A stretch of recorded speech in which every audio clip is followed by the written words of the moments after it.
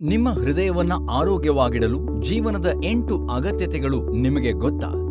ಅವುಗಳು ಆರೋಗ್ಯಕರ ಆಹಾರವನ್ನ ನಿರ್ವಹಿಸೋದು, ದಿನಕ್ಕೆ ಕನಿಷ್ಠ 30 ನಿಮಿಷಗಳ ಕಾಲ ದೈಹಿಕ ಚಟುವಟಿಕೆಯಲ್ಲಿ ತೊಡಗಿಕೊಳ್ಳೋದು, ಆರೋಗ್ಯಕರ ರಕ್ತದೊತ್ತಡ ಮಟ್ಟವನ್ನ ಸಾಧಿಸಲು ರಕ್ತದೊತ್ತಡದ ನಿಯಮಿತ ತಪಾಸಣೆ, ಆರೋಗ್ಯಕರ ತೂಕವನ್ನ ನಿರ್ವಹಿಸೋದು,